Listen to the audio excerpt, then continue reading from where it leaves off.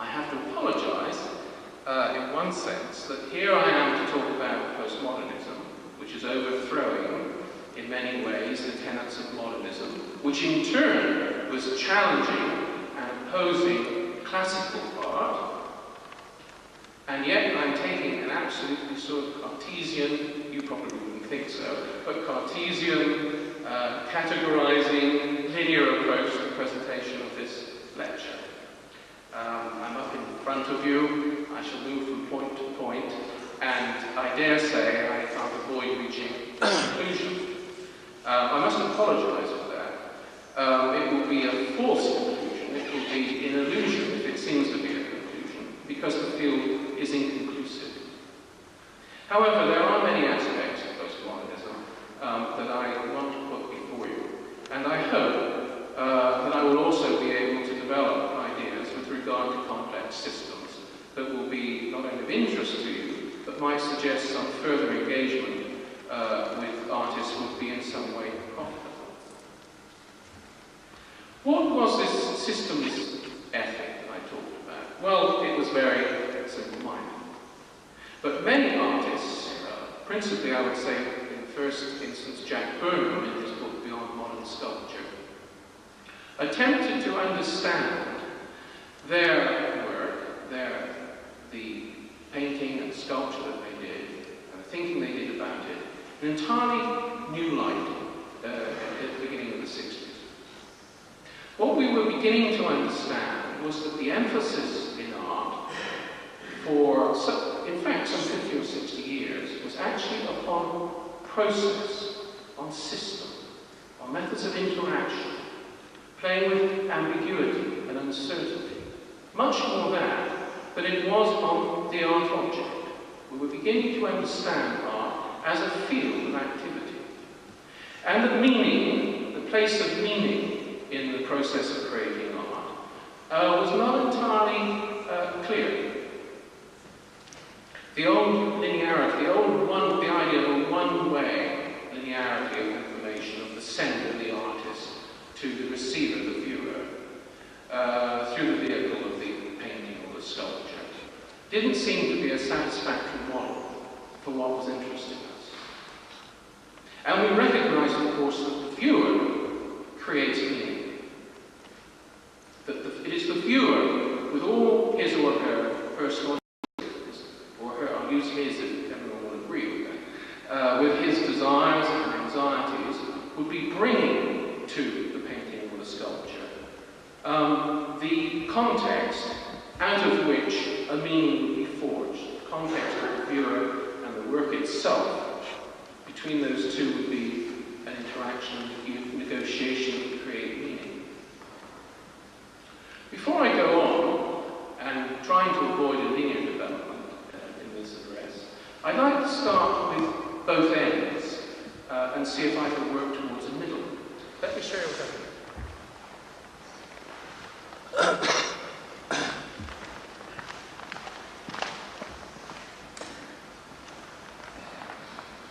You can, if you wish, consider this as the left-hand path, and this is the right-hand path. I won't now trouble you with all those older ideas about left brain, right brain, and the sinister, and the droite, and all the play with right or left and language and so forth, because it's so familiar to you. But I'd like to take you on a short journey through some images, to try to really flesh out the field of thinking that postmodernism has emerged from. On the left, it's a sand painting, a Navajo sand painting. It's an instrument. It's seen horizontally. It doesn't occupy a place on the wall. And it's used instrumentally to cure. It's always accompanied by sound, by smell, by human interaction, behavior, dance. Its purpose is to make whole.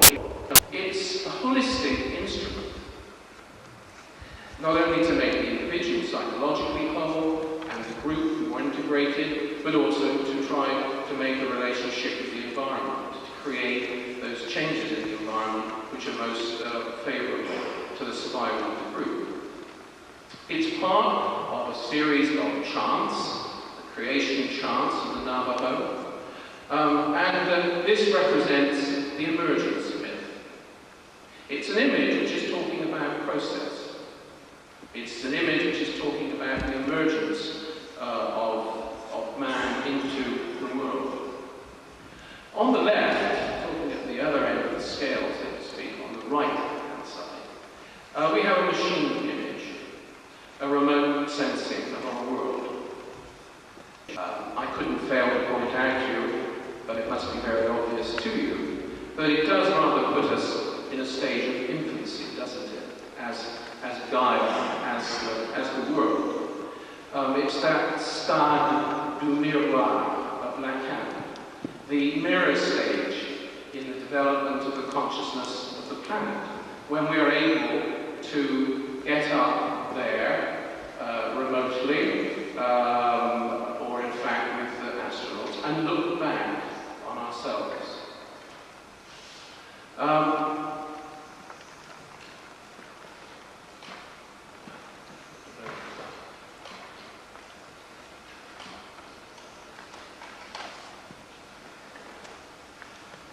Let's move to another part of the world now, to Australia. This is the Papunya group near Ayers Rock in the centre of Australia, who produced this painting.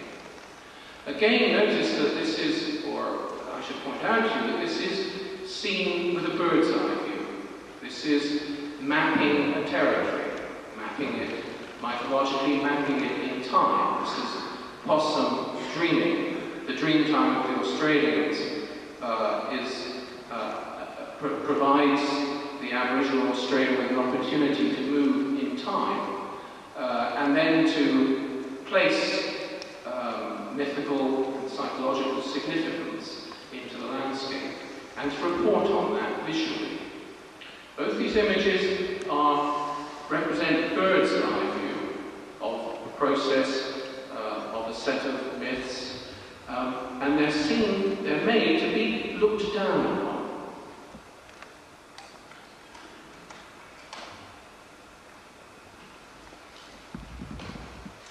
Naturally, we can go all the way around the world looking at artifacts and images and forms of representation, and we will find in every case, in almost every culture, differences, extreme differences of point of view and intention from those which apply and hold in the Western tradition. And it's many years now, fortunately, since art was seen as simply something residing within the guardianship of the Western tradition. Unfortunately, it's some years since our history was taught as a purely chronological linear development which led to the 17th, 18th, 19th, and then 20th century of the glorious Western tradition.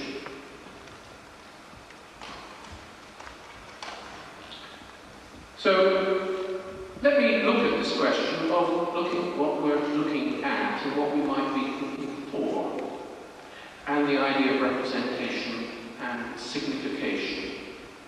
Well, man always seems to have this drive to create patterns, and they come in a variety of forms.